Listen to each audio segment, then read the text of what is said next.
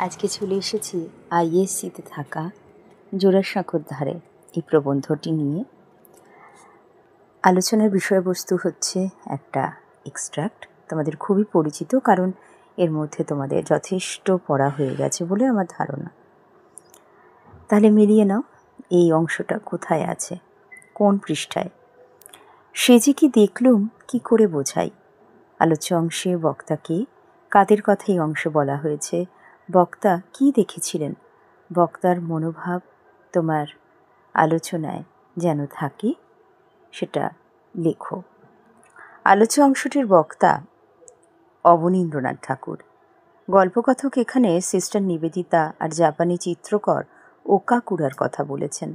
America কনসেলের বাড়িতে ওকাকুরার রিসেপশনে sister নিবেদিতাও এসেছিলেন। প্রাচ্য ও পাশ্চাত্যের এক অপূর্ব মিলনক্ষেত্র তৈরি হয়েছিল সেখানে। নিবেদিতাকে অবনীন্দ্রনাথ প্রথম দেখেন আমেরিকা কনসেলের বাড়িতে।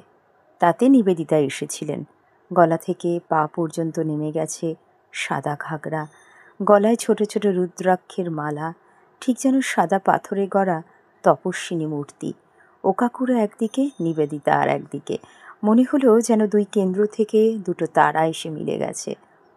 বক্তা অর্থাৎ অবনীন্দ্রনাথ ঠাকুর সৌন্দর্যের পূজারী। তিনি সৌন্দর্যকে দু চোখ ভরে দেখতে ভালোবাসেন। শুধু তাই নয়, তিনি সত্য আর সুন্দরেরও পূজারী। ওকাকুরা আর নিবেদিতা দুজনেই সুন্দরী। তারা যেন সৌন্দর্য প্রতিমার এক অপূর্ব প্রতিমূর্তি, যে কোনো মানুষেরই দৃষ্টি আকর্ষণ করবে তাদের রূপ, তাদের সৌন্দর্যে। এখানে সেই অপরূপ রূপের প্রতি গল্পকথকের একটা মুগ্ধতা প্রকাশিত হয়েছে।